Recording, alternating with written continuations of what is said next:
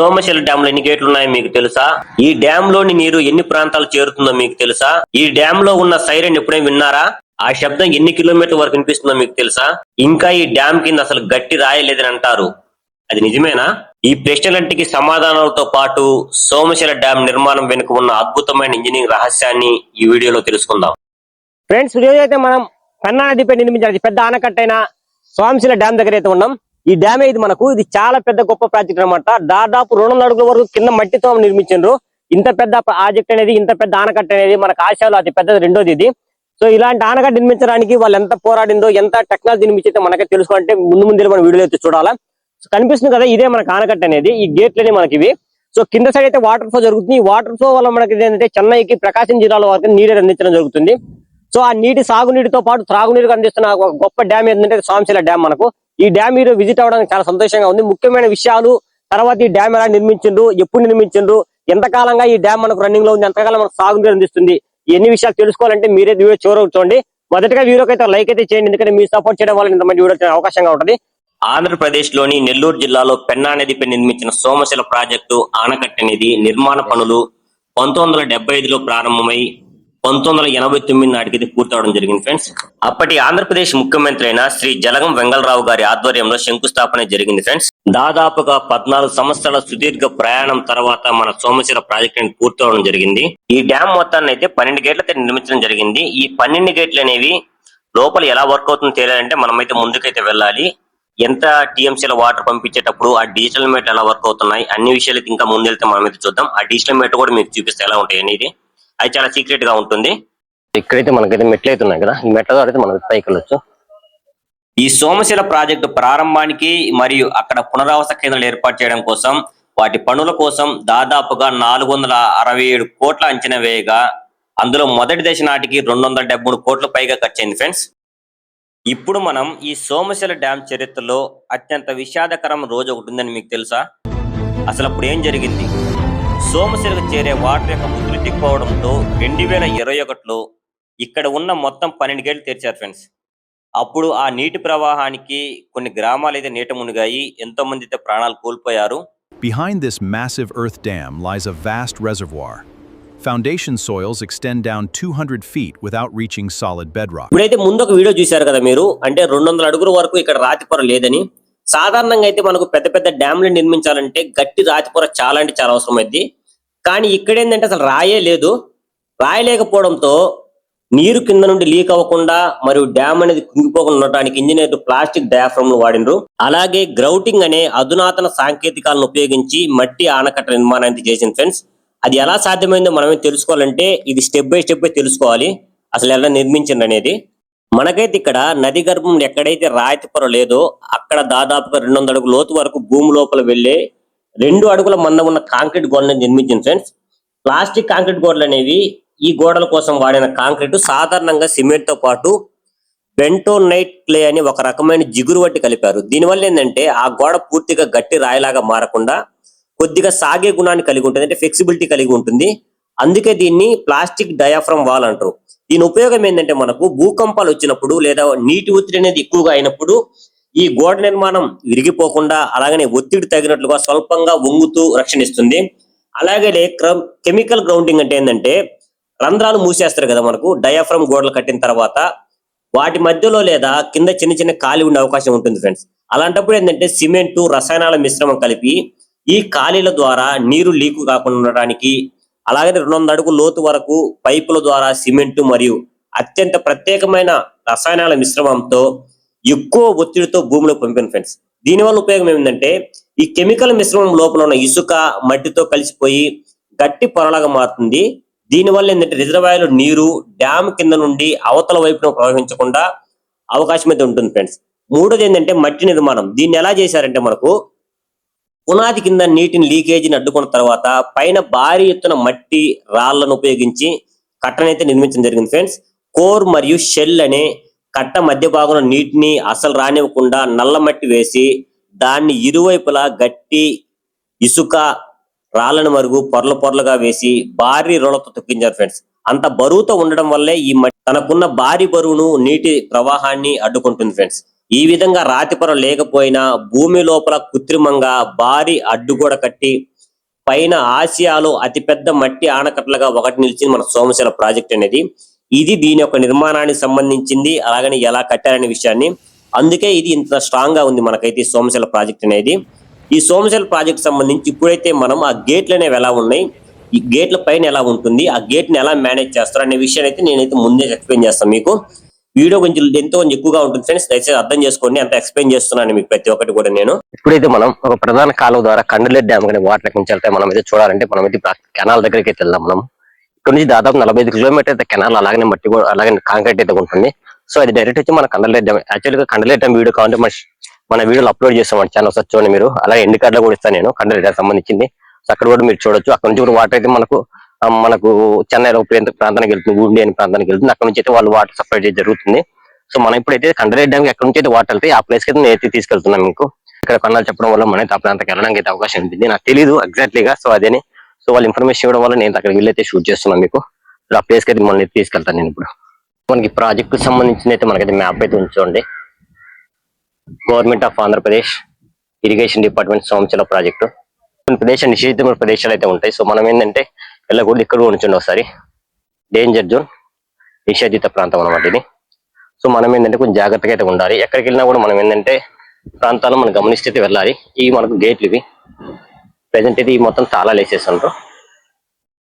ఈ గేట్లు లేక అందరూ రానిరు మన వాళ్ళని. సో మనమైతే కొంచెం జాగ్రత్తగా అయితే ఉండాలి.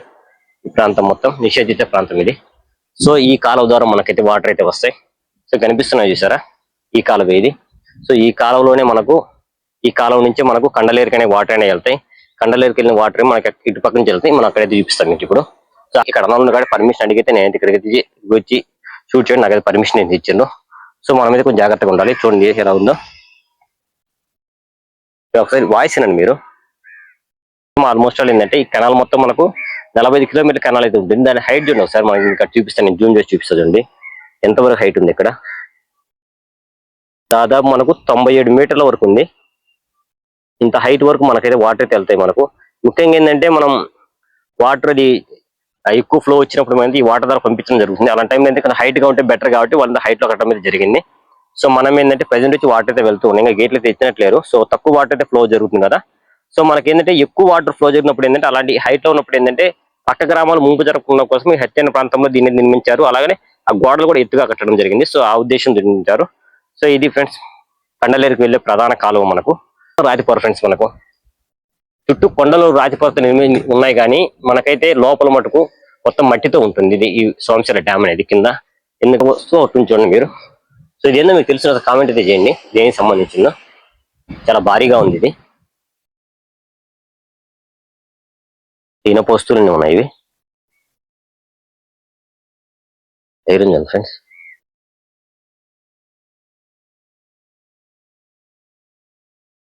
ఇప్పుడైతే నేను ఒక సీక్రెట్ ప్లేస్ తీసుకెళ్తున్నా. సోమశిల డ్యామ్ లో ఒక సీక్రెట్ ప్లేస్ ఇది. సో మీరు ఎన్నిసార్లు సోమశిల రావచ్చు కానీ ఈ ప్లేస్ లో మటుకు మీరైతే విజిట్ చేయలేరు, మీరు చూడలేరు కూడా. సో అందుకోసం నా వీడియోలో అయితే చూపిస్తున్నా మీకు. మీరైతే వెళ్ళి చూడండి, ఇక్కడ వీడియో చూపిస్తున్నా. ఇదేంటంటే మనకు కింద 12 గేట్లు ఉన్నాయి కదా, ఆ 12 గేట్లు అనేవి ఎలా వర్క్ అవుతాయి అనే సంబంధించి అయితే సీక్రెట్ రూమ్ ఒకటి అయితే ఉంటుంది. సో ఈ వెళ్ళడానికి అయితే అందరికైతే పర్మిషన్ ఉండదు, అలాగే ఎవరు కూడా లోపలికి రానిరు. సో నేనైతే పర్మిషన్ అడగడం వల్ల మనకు పర్మిషన్ అయితే ఇచ్చిండ్రు. సో ఇక్కడ ఒక మ్యాప్ అవుట్ కనిపిస్తుంది చూడండి. ఇదేంటంటే మనకు సోమశిల డ్యామ్ సంబంధించి ప్రధాన కాలం నుంచి ఏ ప్రాంతాలకు అయితే వాటర్ వెళ్తుందనే విషయాన్ని సంబంధించిన మ్యాప్ అయితే ఇది. సో ఫైనల్ గా అయితే మనమైతే చూస్తున్నాం కదా ఫ్రెండ్స్. నాకు చాలా అంటే చాలా సంతోషంగా ఉంది ప్లేస్ చూడడం. సో నేనైతే ఆల్మోస్ట్ కిందనే వీడియో షూట్ చేసి వెళ్ళిపోదాం అనుకున్నా. ఆఫ్టర్ తర్వాత ఏంటంటే నాకైతే ఈ విషయమే తెలిసింది. సో ప్రతి గేట్ కి మనకు రెడ్ లైట్, గ్రీన్ లైట్ అయితే ఉన్నాయి. అంటే 11 గేట్లకి 11 అయితే ఉన్నాయి ఇక్కడ స్విచ్చెస్ మనకు. సో ఏంటంటే ఇది మొత్తం ప్యానల్ బోర్డు అన్నమాట మనకు. అంటే ఏ గేట్ సంబంధించింది, ఎన్ని వాటర్ ఫ్లో అవ్వాలి, ఎన్ని టీఎంసీల వాటర్ అయితే వెళ్తున్నాయి అన్ని మన డిస్ప్లే అవుతాయి. అసలు ఎప్పటిదో తెలిస్తే మీరైతే షాక్ అయిపోతారు. 1980లో ఏర్పాటు చేసిన ఇది ఇప్పటికీ ఇలాగనే ఒరిజినల్ గా ఉందంటే మీరైతే ఆశ్చర్యపోతారు మీరు. సో నాకైతే చాలా సంతోషంగా ఉంది ఫ్రెండ్స్ దీన్ని టచ్ చేయడం కూడా. చాలా మెమొరబుల్ డే నా లైఫ్ లో ఇది మటుకు ఈ వీడియో షూట్ చేస్తున్నందుకు. సో అన్నాల ద్వారా అయితే నేనైతే వీడియో షూట్ చేయగలిగిన, ఈ ప్లేస్ మీకు చూపించగలిగిన. ఇప్పుడైతే ఇంకొక మరో అద్భుతమైన విషయాన్ని అయితే మీకు చూపిస్తాను నేను. ఇప్పుడైతే మనమైతే బయటకైతే వెళ్తున్నాం, ప్యానల్ బోర్డు నుంచి బయటకైతే వెళ్తున్నాం ఇప్పుడు మనం. సో ఇక్కడైతే అసలు విషయం అయితే కనిపిస్తుంది మీకు. ఇవి మొత్తం గేట్స్ అన్నమాట. ఈ గేట్ సంబంధించి మనకు 2 రూప్స్ అయితే ఉంటాయి, 2 గేట్లు అయితే, ఇదొకటి ఇదొకటి. సో ఒక్కొక్క గేట్ కి వచ్చి మనకైతే 4 వైర్లు అయితే ఉంటాయి కిందకి మనకు భారీ ఎత్తుగా. సో వాటి ద్వారా మనకైతే ఈ గేట్లను ఓపెన్ చేయడం జరుగుతుంది. ఇప్పుడు మీకైతే చూపిస్తా చూడండి ఈ గేట్లు అనేవి ఎలా వర్క్ అవుతాయనేవి. సో ఇక్కడ చూడండి ఫ్రెండ్స్, ఇది ఒకటి అటు సైడ్ ఒకటి ఇటు సైడ్ ఒకటి. ఒక గేట్ కి 2 రోడ్లు, 2 రోడ్లు, దానికి 4 రోపులు, 8 రోపులు ఉంటాయి. ఇటు సైడ్ 4 అటు సైడ్ 4. ఓకే. ఇది హైట్ గేట్ ఇచ్చాం కదా, ఆ గేట్ నేను చెప్పాను కదా డిస్టెన్స్ అదనమాట. ప్యానల్ గా ఇందాక నేను చూపించిన కాడ మీకు అన్న ఇది కొంచెం పట్టుకుంటా, మీరు షూట్ చేయండి అన్న, ముందు వెళ్తా ఉంటా.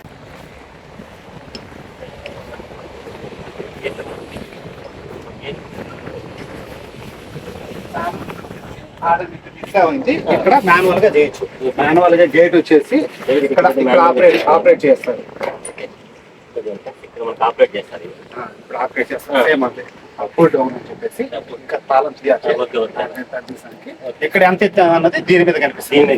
దీని మీద అది మీటర్స్ లో ఉంటుంది. అది హైట్ వచ్చేసి అది అడు ఉంది కదా 14.6 చూపించా కదా, 45 అడుగులు హైట్. ఈ హైట్ రికార్డ్ అయితే ఈ హైట్ వచ్చేసి మనం ఎంత అన్నది 1 మీటర్ ఎత్తామంటే 3.3 అడుగులు, 3.3. ఎన్ని అడుగులు ఎన్ని మీటర్లు, 2 మీటర్లు ఎత్తామంటే 7 అడుగులు హైట్ గేట్. అట్లాగా 15 మీటర్లు ఎత్తామంటే 45 అడుగులు గేట్ వేసినట్టు. ఒక హైట్ గేట్ 45 అడుగులు ఉంటుంది.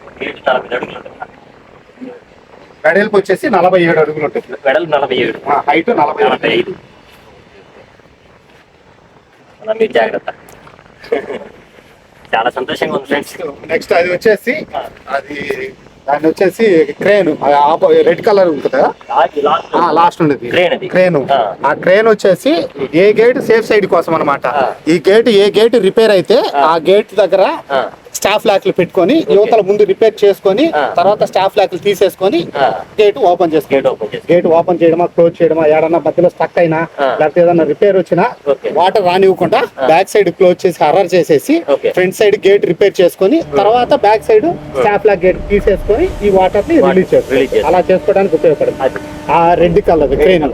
దాన్ని స్టాఫ్ లాక్స్. అది కొన్ని డ్యామ్స్ కి మాత్రమే ఆ ఫెసిలిటీస్ ఉన్నాయి. ఇప్పుడు అన్నమయ్య డ్యామ్ కి ఆ రోజు ఆ ఫెసిలిటీస్ లేదు, అందుకే కొట్టుకోవడానికి అట్లాగనమాట.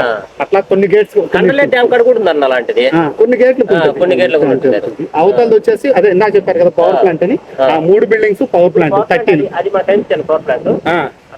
ఆ వైట్ బిల్డింగ్, ఈ 2 వైట్ బిల్డింగ్లు మొత్తం 3 వచ్చేసి బాలాజీ కన్స్ట్రక్షన్, ఒంగోలు ఎంపీ గారు ఉన్నారు కదా వాళ్ళవి ఆ power plant Balaji construction. Green colour లో ఉంది కదా, అది ఇది క్రస్కర్ అట్లా అంటే కాంక్రీట్ కి సంబంధించి తయారు చేసేది. ఈ ఆప్రాన్ వర్క్ వాళ్ళది తీసుకునేది వర్కింగ్. ఆప్రాన్ 2001లో మీరు చెప్పారు కదా దెబ్బతిన్నప్పుడు అదంతా లేచిపోయింది, దాన్ని ఊరికే చేశారు వాళ్ళ బిల్ సంథింగ్. ఇంకా దానికోసం అని చెప్పి ఆపేస్తున్నారు. వాళ్ళకి వర్క్ వస్తే మళ్ళీ స్టార్ట్ చేస్తారు. అది క్లియర్ గా ఉండాలి. ఆ రాడ్లు గీట్లు అనేది క్లియర్. ఆ 3 బిల్డింగ్స్, అది మీకు కనిపించే ఎదురుగా ఉండేది ఆ గ్రీన్ కలర్ బిల్డింగ్. ఈ వైట్ ఇంకా యువతలో ఒక వైట్ బిల్డింగ్ ఉంటుంది. ఈ 3 బిల్డింగ్ పవర్ ప్లాంట్. అది 13 మెగావాట్స్ మొత్తం. 8 ఒకటి 2.5 2.5 5 వచ్చేసి 5 ఒకటి 8 ఒకటి మొత్తం 13 మెగావాట్స్. శివాలయం అవునన్నా అది చెప్తున్నారు.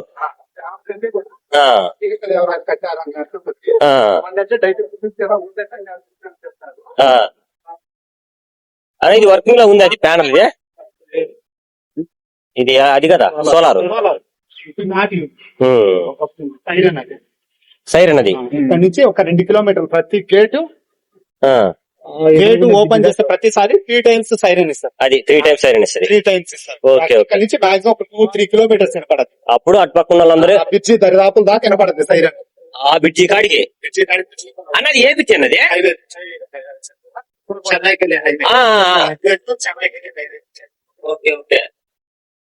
వరదల సమయంలో మునిగిపోయిన దేవాలయం ఉంది కదా ఫ్రెండ్స్, ఇది సోమేశ్వర దేవాలయం అని. సో ఆ దేవాలయం సంబంధించి కొత్తగా అయితే కన్స్ట్రక్షన్ స్టార్ట్ చేస్తున్నారు. సో వర్కింగ్ పనులు అయితే స్టార్ట్ అయినాయి ఇక్కడ ఫుల్ గా. సో ఈ టెంపుల్ అయితే కడుతూ ఉన్నా ఫ్రెండ్స్, అదైతే విజువల్స్ నేను మీకు చూపిస్తున్నా. ఇది టెంపుల్ సంబంధించింది.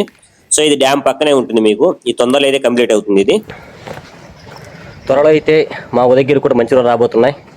ఈ వీడియో షూట్ చేయడానికి చాలా అంటే చాలా కష్టపడినా ఫ్రెండ్స్, కానీ ఫైనల్గా వీడియో అయితే ఎటువంటి ఇబ్బంది లేకుండా వీడియో అయితే కంప్లీట్ అయింది. త్వరలో మా దగ్గర కూడా ఈ డ్యామ్ నుంచి నీళ్ళు అయితే రాబోతున్నాయి. అది చాలా గర్వించదగ్గ విషయం. సో ఆల్మోస్ట్ అయితే పనులు అయితే కంప్లీట్ అయిపోయినాయంట.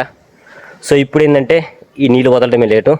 సో ఈ వీడియో షూట్ చేయడానికి చాలా సహకరించాను. ఇక్కడ వచ్చిన అన్న వాళ్ళు కూడా నాకు చాలా హెల్ప్ చేశాను, చాలా ఇన్ఫర్మేషన్ కూడా ఇప్పించారు. సో ఇన్ఫర్మేషన్ మొత్తం వీడియో మీకు చెప్పాను నేను. వీడియో చివరికి అయితే చూడండి, చాలా ఇంట్రెస్టింగ్గా ఉంటుంది. ప్రతి సీన్ కూడా ఏంటంటే, ప్రతి మాట కూడా ఏంటంటే చరిత్రను మనకు గుర్తు చేస్తూనే ఉంటుంది. మరోసారి కలుద్దాం ఫ్రెండ్స్. ఇలాంటి అద్భుతమైన చారిత్రాత్మక వీడియోలు చేయడానికి మీరు నాకు సపోర్ట్ చేస్తున్నందుకు చాలా కృతజ్ఞతలు. మరొకసారి చాలా చాలా ధన్యవాదాలు ఫ్రెండ్స్. ఓకే ఫ్రెండ్స్, మరొక అద్భుతమైన వీడియోలు మళ్ళీ కలుద్దాం. Signing off today. బాయ్.